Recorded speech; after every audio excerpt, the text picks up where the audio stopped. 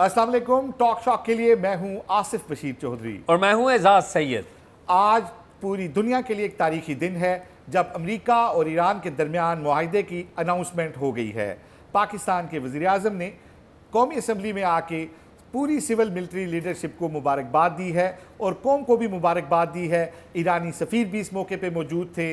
इस सारे मामले की तफसीलात आपको बताएंगे और साथ ही साथ ये भी बताएंगे कि एक मिनिस्टर ऐसे हैं जिन्होंने सिर्फ एक शख्सियत को इस सारे मामले का क्रेडिट दिया है। दिलचस्प सूरत हाल है, आपके सामने रखेंगे। दूसरे नंबर पर बात करेंगे टॉक शॉक में आने वाली उस आला पुलिस के अफसर की जिसको इस्लामाबाद पुलिस ने हब्से बेजा में रखा, घर से बुला के उन्हें एक तरह से मुक़य्यद कर दिया। क्या तफसीलात हैं, और इसी के साथ बात करेंगे कश्मीर में जारी, आज़ाद कश्मीर के अंदर जारी धरने की, कि उसकी क्या तफसीलात हैं। और सबसे आखिर में बात करेंगे आज सुप्रीम कोर्ट ऑफ पाकिस्तान ने पाकिस्तान की सहाफ़त को सुप्रीम कोर्ट की बिल्डिंग से बेदखल कर दिया है। दिलचस्प सूरत हाल है, इसके ऊपर अहम तफसीलात आपके साथ शेयर करेंगे। तो आइए प्रोग्राम का आगाज़ करते हैं। जी एजाज़, कैसे हैं आप? मैं आसिफ खैरियत से हूँ, आप खैरियत से हैं? आज तो आप पार्लियामेंट हाउस में विराजमान थे और आप बड़ी अहम चीज़ें देख रहे थे। जी एजाज़, आज तो बड़ा तारीख़ी दिन है कि आज पाकिस्तान की पार्लियामेंट में वज़ीर आज़म पाकिस्तान ने अनाउंस किया है कि जो अमन मुआहिदा होने जा रहा है गो कि वो जनीवा में होगा, लेकिन इसकी मेज़बानी जो है वो पाकिस्तान करेगा। और आपने मेरा ख्याल है 20 मई को ये खबर जो है वो दी थी कि पाकिस्तान जो है वो मेज़बानी करेगा चाहे दुनिया में किसी भी वेन्यू पे ये हो। तो मेरा ख्याल है उसका क्लिप ज़रूर सुनवाते हैं ना अपने नाज़रीन। जी हाँ, जी ज़रा सुनवाइएगा। फ़ख्र आपको खबर देते हैं, बताएं ना। फ़ख्र ये है कि दरअसल हम ये बहुत सारे लोग ये सोचते होंगे, आप भी सोचते होंगे, ये क्या है जी, ड्राफ्ट उधर चला गया, ड्राफ्ट इधर आ गया, उन्होंने अमेंडमेंट कर दी। देखिए, ये कंप्रीहेंसिव मेमोरेंडम ऑफ अंडरस्टैंडिंग किसके ऊपर, फ्रेमवर्क ऑफ टॉक्स के ऊपर तय हो रहा है। कंप्रीहेंसिव, जामिया, उसमें सारे जो तमाम इश्यूज हैं, उसमें सैंक्शंस भी हैं, उसमें स्टेट ऑफ हॉर्मुज का कंट्रोल भी है, उसमें न्यूक्लियर प्रॉक्सीज भी हैं का इशू भी है, उसमें हिजबुल्लाह और हमास जो कि अमेरिका और वेस्टर्न वर्ल्ड की एक कंसर्न है और इजराइल का भी कंसर्न है, वो चीज़ें भी हैं। एक Jamia memorandum of understanding, framework of understanding के ऊपर काम हो रहा है। और ये मैं आपको मालूमात दे रहा हूँ, ये मालूमात आपको कहीं नहीं मिलेगी। ये जब फ्रेमवर्क ऑफ अंडरस्टैंडिंग दोनों अतराफ तय कर लेंगे तो 30 दिन का वक्फा आएगा जिसमें मुकम्मल सीज फायर हो जाएगा, यानी कि 28 फरवरी से पहले की सूरत हाल, ब्लॉकेड ख़त्म, चीज़ें ख़त्म। आपको पता है ना, अमरीकी सेनेट में भी एक करारदाद मंजूर हुई है कि फ़ौज निकालें और ब्लॉकेड ख़त्म करें। अमरीकी सेनेट में भी करारदाद मंजूर हुई है।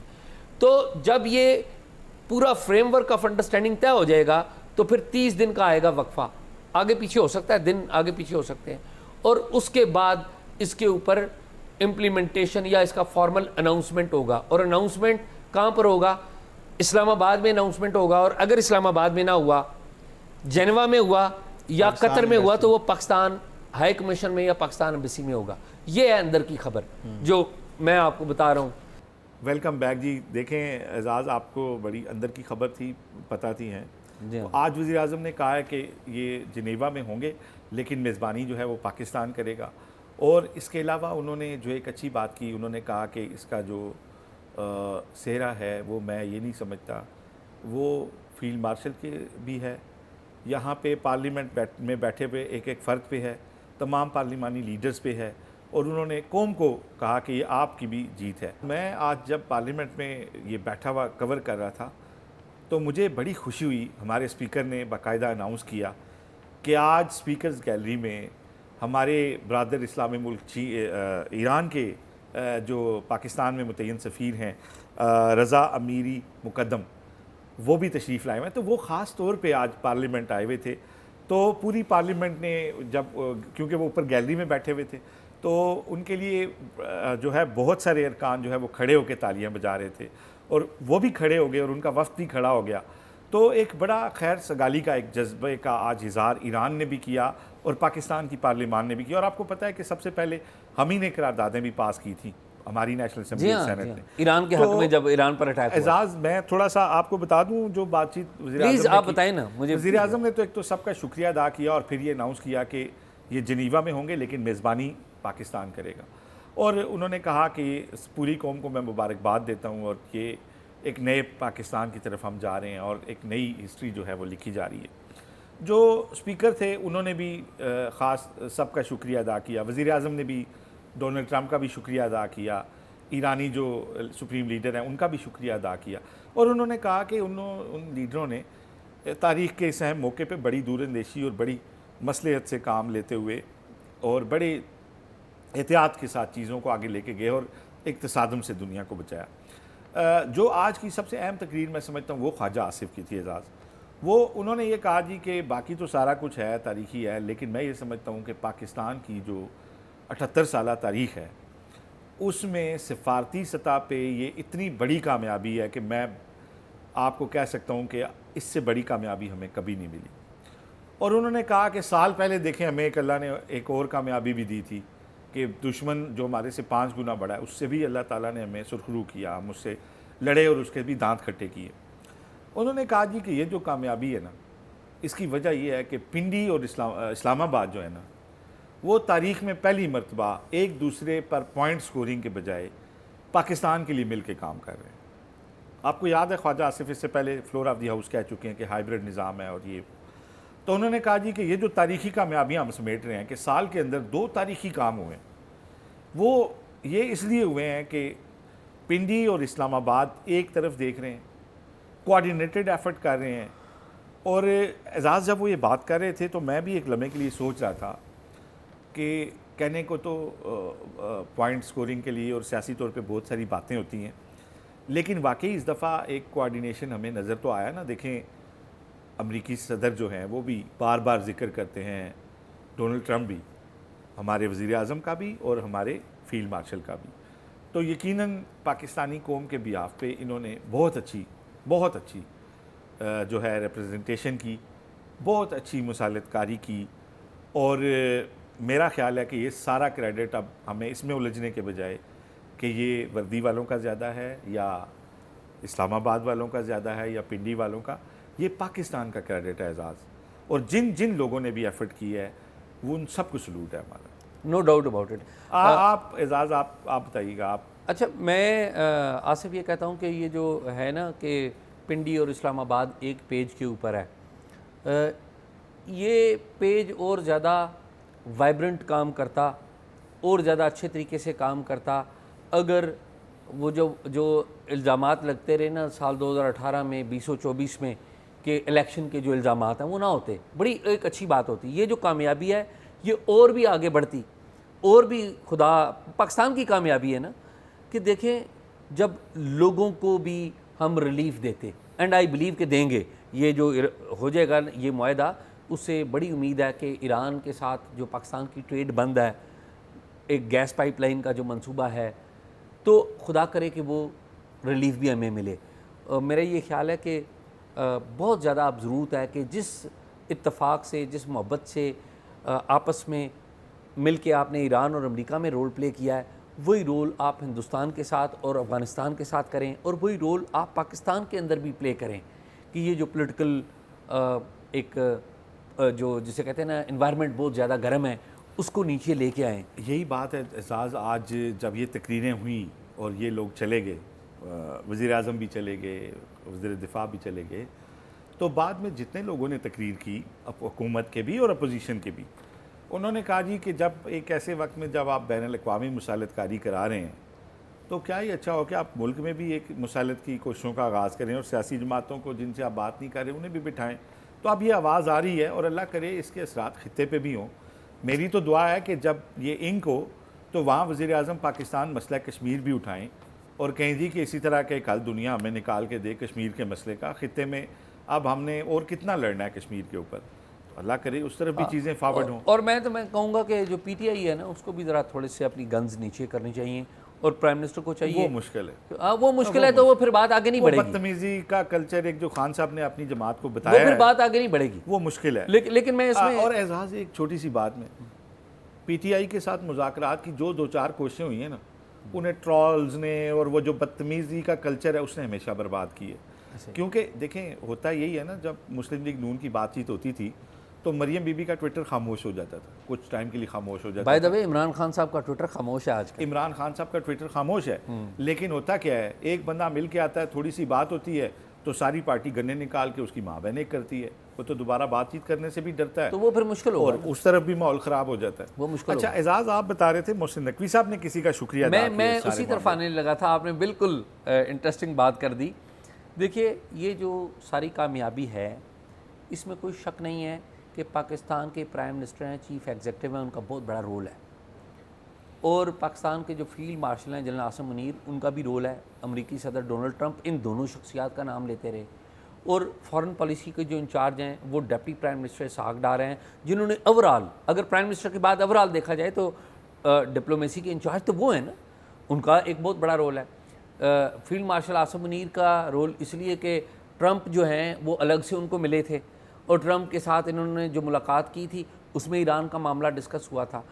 لیکن اگر دیکھا جائے تو یہ پورے پاکستان کا اس میں رول ہے، سویلین کا بھی ہے اور ملٹری کا بھی ہے. لیکن پرائم منسٹر شہباز شریف صاحب کے ایک وزیر ہیں، وزیر داخلہ محسن نقوی صاحب ہیں، بڑے زبردست ہیں. یہ پرائم منسٹر کے وزیر ہیں؟ میں اسی طرف آنے لگا ہوں. نہیں، آپ شور ہیں؟ میں اسی طرف آنے لگا ہوں کہ وہ قانون میں، کاغذوں میں تو وہ پرائم منسٹر کے وزیر ہیں، لیکن عملی طور پہ وہ اپنے جسچر سے بتاتے ہیں کہ وہ پرائم منسٹر کے وزیر نہیں ہیں. آج انہوں نے ایک ٹویٹ کیا ہے جو کہ اچھی بات ہے، وہ انہوں نے ٹویٹ میں تعریف کیا جنرل عاصم منیر کی، اور جنرل عاصم منیر کو کہا کہ انہوں نے پاکستان کے لیے نہیں پوری دنیا کے لیے کر دیا ہے. کیا یہ اچھی بات ہوتی کہ وہ اپنے پرائم منسٹر کو بھی عزت دیتے، پرائم منسٹر کو بھی تصویر ساتھ لگاتے؟ تو وہ محسن نقوی صاحب بار بار جو ہے نا وہ بتاتے ہیں کہ میرا جو اصل باس ہے نا، یا میرا جو اصل کعبہ اور قبلہ ہے نا، وہ عاصم منیر صاحب. سارے مجھے بھی پتہ ہے، ویسے تھوڑی سی انہوں نے شرم آنی چاہیے. اسپیکر نے، پرائم منسٹر نے، خواجہ آصف نے، سب نے ان کا نام لے کے نام لیا جی ہاں کہ محسن نقوی صاحب کا بڑا کردار ہے. حالانکہ ان کا ڈاکیے کا کردار تھا، یہ کسی کے پیغام لے کے جاتے تھے، نہ یہ سول کے سربراہ ہیں، لیکن پھر بھی ایک رول تو تھا نا. رول تھا، لیکن رول سول سائڈ سے وزیر اعظم کا تھا، ملٹری سائڈ سے فیلڈ مارشل کا تھا. ان کا کام تھا پیغام رسانی. لیکن سب نے، ان کے باس نے، پرائم منسٹر پاکستان نے ان کا شکریہ ادا کیا کہ انہوں نے بڑی ایفرٹس کی. وزیر دفاع نے ان کا نام لے کے ان کا شکریہ ادا کیا. اسحاق ڈار نے، آپ کو اسپیکر پتہ ہے، نیشنل اسمبلی نے ان کا نام لے کے ان کا شکریہ ادا. اسحاق ڈار تو سینٹ میں بولے نا انہوں نے، لیکن ایک وہ سارے ان کو اچھا جسچر دے رہے ہیں، لیکن انہوں نے صرف اپنی نوکری پکی کرنے کی کوشش. ایسا اچھا نہیں. اور میں اب آپ کو بتاؤں، یہ جو انگیجمنٹ ہوئی نا، ڈپلومیٹک انگیجمنٹ، جی اس میں اسحاق ڈار کا بہت کلیدی کردار تھا. No doubt. پھر ہم نے دیکھا کہ اسحاق ڈار کی جگہ یہ آگے، اور انہوں نے آپ یہ جو ٹویٹ کیا، یار کتنی آپ اچھا آپ آگے، لیکن سول لوگ آپ کو لے کے چلنا چاہتے ہیں. جی ہاں، ہمیشہ. پھر اسلام آباد کا کوئی پروجیکٹ ہوتا ہے، شہباز سپیڈ مشہور تھی، انہوں نے اب آپ کی محسن سپیڈ کر دی اور پھر ڈرا ہو گیا. اچھا ابھی آپ نے سپیڈ کی بات کی ہے نا، میں آپ کو ایک خبر دیتا ہوں. یعنی کہ اسلام آباد میں ایسے کام ہو رہے ہیں نا، جب آپ کے پاس ساری پاور ہو نا تو آپ جو مرضی کرتے رہیں، کوئی پوچھنے والا نہیں ہے. آپ کو پتہ ہے نا اسلام آباد میں اتنے ترقیاتی منصوبے ہیں، اور ان ترقیاتی منصوبوں کے ٹھیکے جاتے ہیں کچھ مخصوص کمپنیوں کو. اعزاز ایک چھوٹی سی بات، جو 5 ارب کے 4 منصوبے تھے، وہ 3 منصوبے ایک ہی کمپنی کو ملے لاہور کی. ٹھیک ہے. اور باقی کے لیے شرائط کیا تھی؟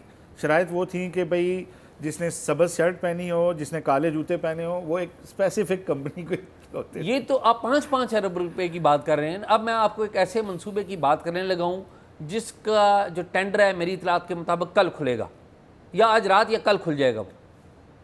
اور یہ ٹینڈر ہے 48 ارب روپے کے ایک منصوبے کا. اچھا. اور جس کمپنی کو ملے گا، میں آج پہلے آپ کو بتا رہا ہوں وہ کمپنی کون ہے. آپ کو تو دیکھیں نا، پتہ ہوتا ہے. ہم 24 گھنٹے پہلے بتا رہے ہیں. اچھا یہ انٹرسٹنگ بات ہے. اسلام آباد میں یہ آپ کو پتہ ہے نا ایس سی او کی سربراہ کانفرنس ہونی ہے، اس کے لیے یہ اسلام آباد میں کھول رہے ہیں new Islamabad convention and expo centre, expo and exhibition centre, اس کو کہتے ہیں NICEEC. یہ تقریباً 1,20,000 اسکوائر فٹ کی کوئی جگہ جسے CDA نے متعین کر لیا ہے. اس پہ یہ ایک کنونشن سینٹر، نیا کنونشن سینٹر بننا ہے. اس کے لیے پہلی جو بڈ آئی نا، پہلے انہوں نے کہا کہ جی 10 ارب روپے میں بنے گا. CDA نے کہا، اعلان ہے موجود. پھر انہوں نے کہا کہ نہیں 10 ارب نہیں، یہ فرض کریں 20 ارب ہوگا. ابھی بڈ کھلی نہیں ہے، ابھی بڈ تو لے رہے ہیں نا. یعنی کہ انٹری مختلف کمپنیاں کہہ رہی ہیں ہم بنائیں گے اتنے پیسے میں بنا لیں گے, اتنے پیسے میں بنا لیں. ابھی بڈ کھلی نہیں ہے, اب اس کی قیمت انہوں نے اناؤنس کر دی ہے تقریباً 48 بلین روپیز, 48 ارب روپے کی, یعنی کہ آدھا کھرب. جی جی ٹھیک ہے. اور آصف انٹرسٹنگ بات ہے, یہ ایک کمپنی ہے engineering procurement and construction company. ٹھیک ہے. اس کے ساتھ 2 اور کمپنیوں کو بھی کور لگا لیا گیا ہے. ایک چائنا کنسٹرکشن, ہمارا بڑا قریبی دوست کنسٹرکشن کو جانتا ہے, اور ایک چائنا ریلوے بھی. ریلوے اگر دیکھا جائے تو ریلوے کا تو اس طرح سے تعلق نہیں ہے, لیکن اصل بات یہ ہے اس کمپنی کی, چائنا ہمارا دوست ملک ہے, چائنا یہاں پر چاہتا ہے ترقی ہو جائے, لیکن طریقہ کار یہاں پر آصف پتہ کیا ہو رہا ہے کہ ایک آپ کی پرائیویٹ کمپنی, آپ ایک کمپنی آتی ہے, کمپنی ساتھ لگائے گی, ہمارا دوست ملک ہے نا جو ہمارے لیے بہتری چاہتا ہے, اس کو ساتھ لگائے گی تاکہ کوئی سوال ہی نہیں ہو سکے گا نا, اس پہ بہت ساری چیزیں ہوتی ہیں, اس کے اوپر اکاؤنٹیبلٹی تو ہوگی نہیں. اچھا, اور میں نے کمپنی کا نام آپ کو پہلے بتا دیا ہے میری اطلاعات کے مطابق, اس کمپنی کو پہلے. جی جی. اور اب مزہ کا خیز بات یہ ہے کہ مجھے یاد ہے یہ سرینا چوک کی جب ایکسپینشن ہونی تھی تو بڈ جس نے جیتی وہ کون سی کمپنی تھی؟ پاکستان ریلوے. جی. تو وزیر اعظم پاکستان جب سائٹ پہ آئے افتتاح کرنے تو انہوں نے کہا یہ ریلوے کا کیا کام ہے یہ بنانا. جی آپ کو یاد ہے نا؟ جی جی, بڑا اچھا. وہ پاکستان ریلوے نے یہ بڈ جیتی تھی. حالانکہ آپ کو پتہ ہے کہ ریلوے کا بڑی ایکسپرٹی ہوتی ہے بریجز بنانے کی اور اس کی, کیونکہ ٹریک جہاں سے گزرا ہوتا ہے ریلوے کا اس کے اوپر یا نیچے سے جو روڈز گزرنے ہوتے ہیں وہ ہمیشہ پاکستان ریلوے بناتا ہے. اسی طرح دنیا میں ریلوے کے انجینئرز وہ بناتے ہیں. تو اس وقت وزیر اعظم نے اعتراض کیا اور کس کو دے دیا ٹھیکہ؟ NLC کو. جی. ریلوے کو کہا آپ کا کوئی کام ہے, آپ کا کیا کام ہے؟ اور NLC کو دے دیا. تو آپ مجھے یہ بتائیں کہ بات یہ ہے کہ آپ یہ جو کشمیر ہائی وے پہ انڈر پاس تھا اس کی میں بات کرتا ہوں. ٹھیک بات. ٹھیک ہے. اب مجھے یہ بتائیں کہ اگر پہلے سے ہمیں پتہ ہے اور وہی کمپنیاں جیتی ہیں اور لوگوں کو یہ باتیں پتہ ہیں تو ٹرانسپیرنسی کے اوپر سوال آ جاتے ہیں. آدھے کھرب روپے آپ لگا رہے ہیں جبکہ آپ نے تعلیم کو کتنے پیسے دیے, آپ نے صحت کو کتنے پیسے نہیں. اور ابھی یہ معاملہ یہاں پہ نہیں رکے گا آصف, آپ کو پتہ ہے یہ تو 15% بعد میں وہ اضافے بھی دلوائے جاتے ہیں, انکلوز بھی ہوتا ہے. اچھا, یہ جو اعزاز میں نے آپ کو پروجیکٹس بتائے تھے نا, لاہور کی جو کمپنی تھی اس کو سارے پروجیکٹس میں بعد میں 15% اضافی بھی محمد علی رنداوا صاحب دے کے گئے ہیں. اور ان کے اوپر میں آپ کو پہلے بھی کہہ چکا ہوں کہ ان کے اوپر تو درخت کاٹنے پہ یہاں پہ فوجداری مقدمہ ہونا چاہیے تھا اور اب ان کو جا کے بٹھا دیا ہے پاسپورٹ پہ.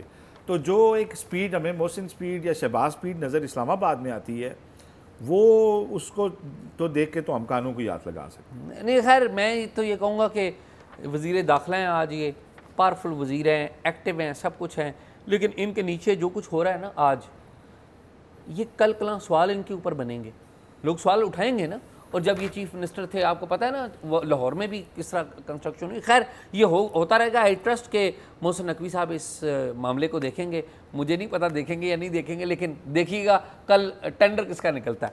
اچھا اعزاز, فہیم احمد خان جو ہیں سابق IG کشمیر کے, ان سے آپ نے ایک انٹرویو کیا تھا, اس کے بعد وہ اریسٹ ہو گئے, پھر کوئی میرا خیال ہے کوئی ایک آدھا دن کے بعد ان کی کوئی رہائی ہو گئی. یہ کیا سٹوری ہے؟ آپ ان سے ملے بھی تھے اس کے بعد؟ جی آصف, میں بڑی تکلیف سے اور بڑے دکھی دل سے آپ کو بتا رہا ہوں کہ یار یہ اس ملک میں کیا ہو گیا ہے. کشمیر کے معاملے کو ظاہر ہے ہم نے ڈسکس کرنا ہے, لیکن یہ کشمیر سے معاملہ جڑا ہوا ہے. فہیم احمد خان سابق IG ہیں, وہ مختلف پوزیشنوں میں کشمیر میں رہے, کشمیر سے ان کا تعلق ہے. آصف انہوں نے انٹرویو دیے, مختلف لوگوں کو دیا, لیکن ایک تفصیلی جو انٹرویو ہے وہ انہوں نے ہمیں دیا, ٹاک شاک میں دیا, اور وہاں پر بڑی کھل کر باتیں انہوں نے کی, مسئلے کا حل کرنے کی بات کی کہ مسئلے کا حل کیسے ہوگا. اب ہوا یہ آصف کہ پرسوں رات کو 10 بجے کے قریب تھانہ لوئی بھیر کے SHO ہیں یوسف, وہ ان کے گھر میں چلے گئے. انہوں نے انہیں کہا کہ جی کچھ اہم شخصیات ہیں جو آپ سے ملنا چاہتی ہیں, وہ آپ کے گھر نہیں تشریف لا سکتی, آپ ان سے مل لیجئے. انہوں نے کہا جی کوئی بات نہیں. انہیں مین وائل ٹیلی فون وغیرہ کوئی آ رہے تھے کہ کشمیر کے والے سے ہی, اور پرٹیکولرلی اس انٹرویو کے والے سے بھی, اور لوگوں کے ساتھ بھی بات ہو رہی تھی. تو انہوں نے کہا جی کوئی بات نہیں، کشمیر کا معاملہ ہے، اگر کسی نے کشمیر کا مسئلہ حل کرنا ہے میں مل لیتا ہوں۔ یہ اپنی گاڑی پہ اپنے بچے کے ساتھ گئے تو انہیں تھانے میں بٹھا لیا گیا۔ اب تھانے میں انہیں ملنے کوئی نہیں آئے، بٹھایا انہیں عزت سے گیا، کوئی حوالات میں بند نہیں کیا گیا۔ ایس ایچ او کا جو ریسٹ جہاں پہ ایس ایچ او کا روم ہے جہاں پہ وہ ریسٹ وغیرہ کرتے ہیں اسی جگہ بٹھایا گیا، اے سی وغیرہ لگا ہوا تھا، وہ بٹھا لیا انہیں جانے نہ دیں۔ مختلف تھانوں کے اسلام آباد پولیس کے ایس ایچ اوز آتے تھے، ان سے پوچھ گچھ کرتے تھے۔ مجھے آصف رات کو سوشل میڈیا پہ خبر چل گئی کہ ان کو فہیم احمد خان کو گرفتار کر لیا۔ میں تصدیق کرنے کے لیے تھانہ لوئی بیر چلا گیا۔ میں باہر گاڑیاں جس طریقے سے کھڑی تھی، کالے شیشے لگے ہوئے، میں نے کہا یار کوئی ایکٹیویٹی ہے یہاں پہ، کوئی ان یوزول ایکٹیویٹی ہے۔ میں اندر گیا تھانے کے، تھانے والے ڈینائی کریں کہ جی یہاں پر ہے ہی نہیں، بالکل ہے ہی نہیں ہے یہاں پر، تو اسی پریمیسز میں جہاں پر وہ بیٹھے ہوئے تھے، ٹھیک ہے۔ اچھا اب جو فہیم احمد خان صاحب ہیں، ان کے بیٹے نے مجھے ریکگنائز کر لیا، وہ وہاں پر تھا۔ وہ یہ سمجھا بیٹا ان کا کہ مجھے جس طرح اس کے والد کو بلایا گیا ہے مجھے بھی پوچھ گچھ کے لیے بلایا ہے، کیونکہ اس کے والد سے جو پوچھ گچھ غالباً ہو رہی تھی میرے انٹرویو کے والے سے ہی ہو رہی تھی۔ اچھا میں وہاں پر کچھ دیر ٹھہرا اور پھر میں چلا گیا۔ میں نے کہا یار یہ رات 1 بج رہا تھا، صرف 1:30 بجے کا ٹائم تھا جب میں ادھر گیا۔ میں نے کہا یار اب میں کیا کروں، مجھے ایکٹیویٹی بھی لگ رہی ہے لیکن میں زبردستی تو ہم کیا کر سکتے ہیں۔ نہیں، وہاں پہ کس ایس ایچ او نے آپ کو کہا کہ وہ نہیں ہے؟ نہیں ایس ایچ او نے نہیں کہا، وہاں پہ ایک صاحب تھے دانش تھے جو کہ محرر تھے، اور وہاں پہ سب انسپیکٹر تھے ایک ظفر صاحب، انہوں نے کہا، انہوں نے میرا دل نہیں مانتا جھوٹ بولا، اور پولیس والے جھوٹ نہیں بولتے۔ نہیں اگلے دن سچ بول گئے نا۔ اچھا، ہوا یہ کہ دیکھیں نا پھر وہ اگلے دن مجھے پھر پتہ لگا کہ یہ وہاں پر موجود ہیں۔ میں دوبارہ اسلام آباد سے لوئی بیر چلا گیا تو وہاں پر ایس ایچ او صاحب مجھے مل گئے، انہوں نے کہا جی آپ بیٹھیں۔ وہ یہ کہہ کے فون لے کے پرے چلے گئے، تو میں نے دروازہ کھول کے اندر چلا گیا۔ آگے دیکھتا ہوں تو جو فہیم صاحب ہیں وہ کمرہ دروازہ کھول کے باہر نکل رہے تھے۔ ایس ایچ او صاحب نے آپ کی ملاقات کا اہتمام کر اچھا نہیں اہتمام نہیں کیا، وہ تو روک رہے، ایس ایچ او صاحب کو پتہ لگا۔ پولیس سچی ہے یار، اسلام آباد کی پولیس جھوٹ نہیں بولتی۔ نہیں وہ بالکل جھوٹ نہیں بولتی، بلکہ وہ ایس ایچ او صاحب پریشان ہو گئے، کہتے ہیں نہیں آپ اپنے، میں نے کہا یار میں ان سے ملنے آیا ہوں، کیا آپ نے اس طرح کیا ہوا ہے، یہ آپ کے آئی جی ہیں۔ 302 کے ملزم سے بھی ملا جا سکتا ہے، ملزم سے ملنے میں اچھا کیا ہے؟ پرچہ تو تھا نہیں۔ اچھا لیکن میں اس میں ایک بات کہوں گا کہ فہیم احمد خان جو کہ ظاہر ہے فارمر پولیس چیف رہے ہیں، بڑے رسپیکٹڈ ہیں، کوئی بندہ کتنا بھی پاورفل ہو نا تھانے میں جا کے پریشان ہو جاتا ہے، لیکن فہیم صاحب کے چہرے پہ کوئی پریشانی نہیں تھی۔ وہ جسے کہتے ہیں نا بالکل ان کے مورائل بڑے بلند تھے۔ میں نے انہیں پوچھا، میں نے کہا خیریت ہے نا، کوئی پریشان تو نہیں ہے؟ کہتے نہیں میں پریشان نہیں ہوں، لیکن میں حیران ہوں کہ میں بھی پولیس آئی جی رہا ہوں، میں پولیس چیف رہا ہوں، اور یہ میری پولیس یہ میرے ساتھ کر رہی ہے، اور وہ جو جنہوں نے انہیں کہا ہے وہ تو سامنے ہی نہیں آ رہے۔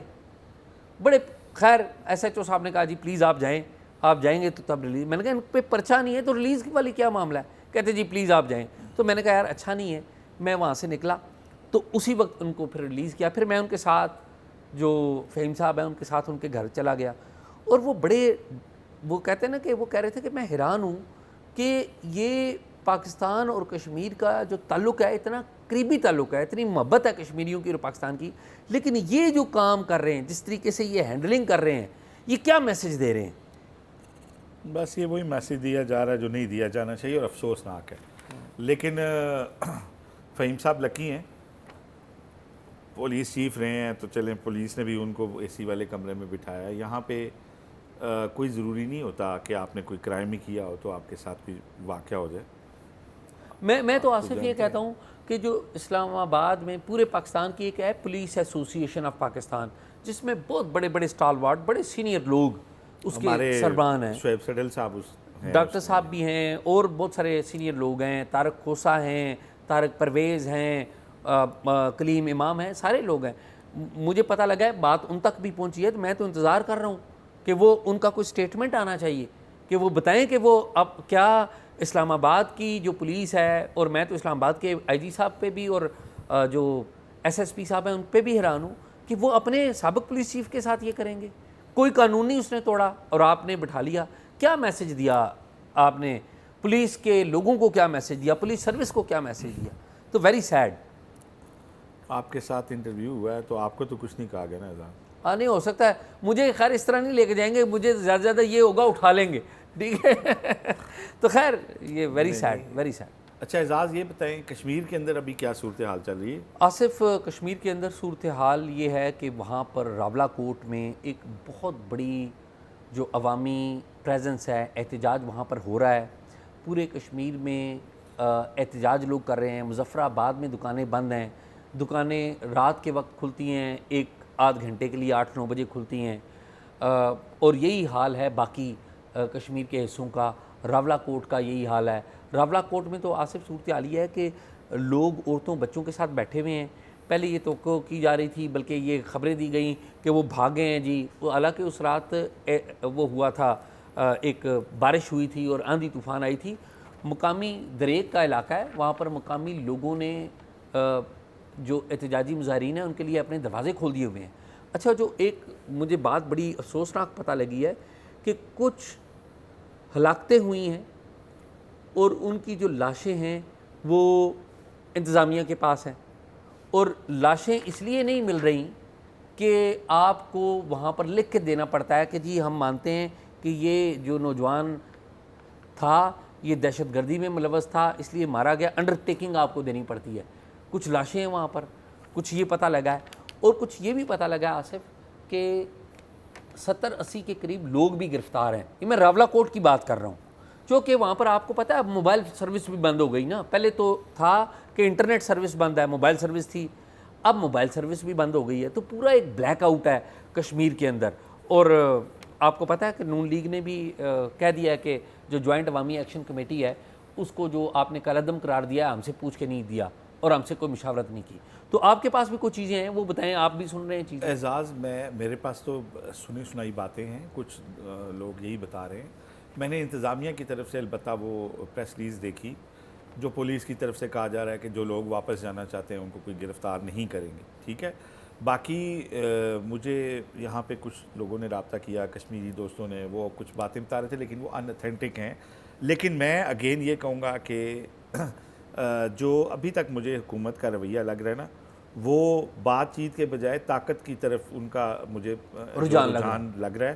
اور میں اس چیز کو بالکل سپورٹ نہیں کرتا. میں یہ سمجھتا ہوں کہ پیپل آف پاکستان، مجھے یہ ایک بات بتائیں، صرف ایک بات بتائیں، ہم کشمیر کو پاکستان کا حصہ بنانا چاہتے ہیں نا، ایک اٹوٹ انگ ہم قرار دیتے ہیں اپنا.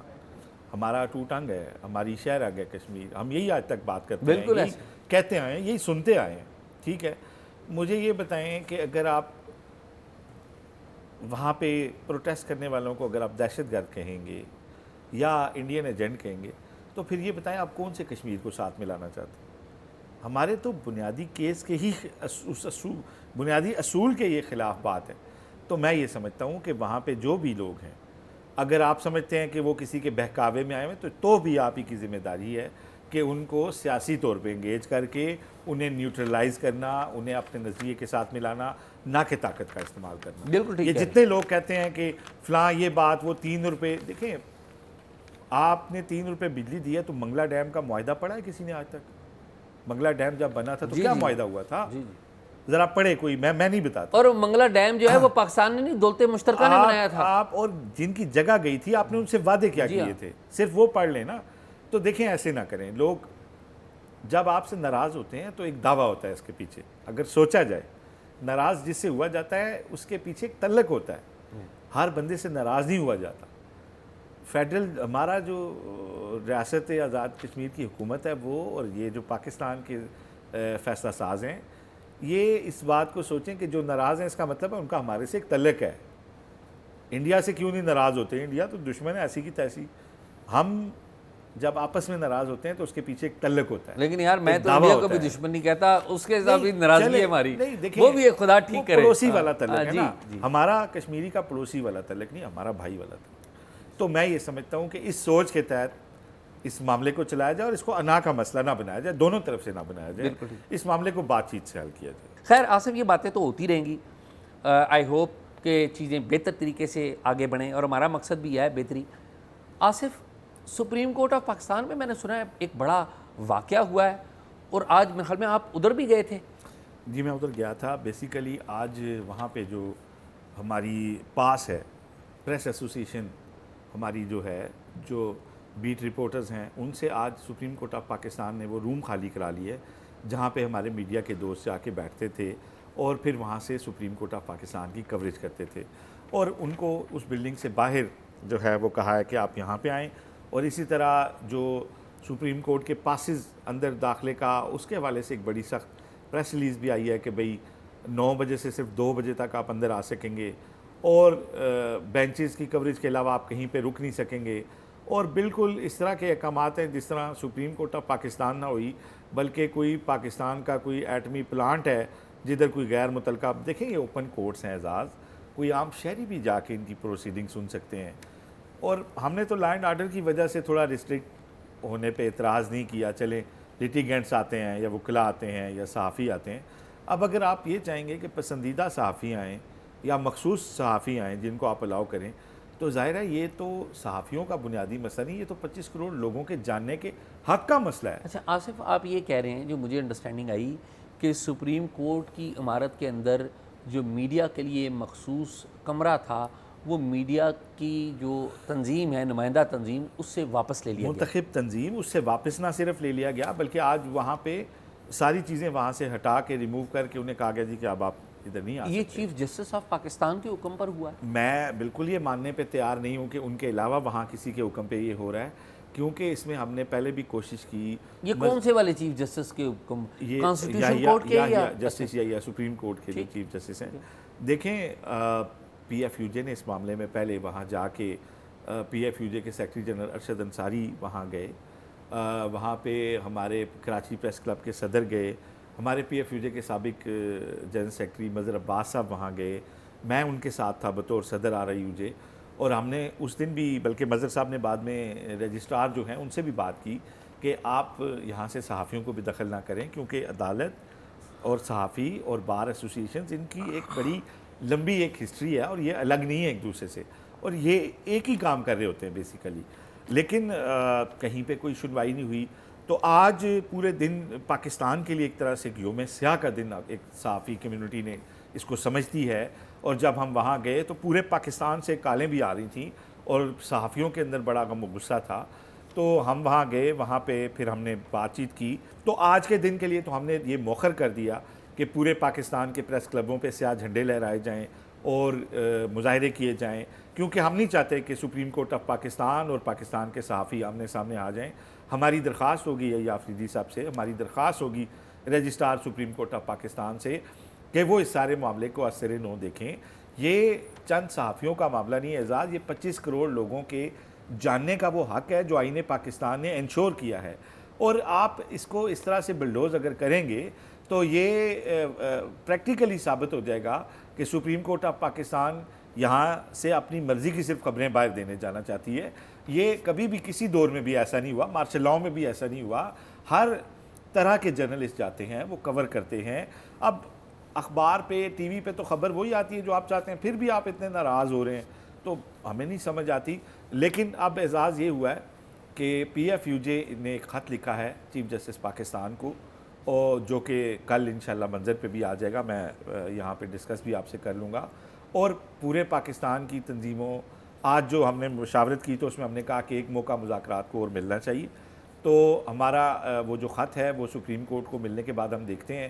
اس کے بعد ایک جوائنٹ ایکشن کمیٹی بھی ہم بنا رہے ہیں جس میں تمام صحافتی تنظیمیں، تمام پریس کلبوں کو ہم نمائندگی دیں گے، اور اس کے بعد مشترکہ لائحہ عمل جو ہے اس حوالے سے بنایا جائے گا، کیونکہ یہ صرف پاس کا مسئلہ نہیں ہے یا صحافیوں کا نہیں، یہ بیسیکلی عوام کے جاننے کا حق جو ہے اس کی بات. آصف یہی ہے میرے خیال میں. ہاں آج تو یہی تھا اعزاز. ناظرین پروگرام میں آپ نے دیکھا، پروگرام کے بارے میں اپنی رائے ضرور دیجیے گا، اور اگر کوئی معلومات ہو تو talkshock777@gmail.com پہ دیجیے. اللہ حافظ.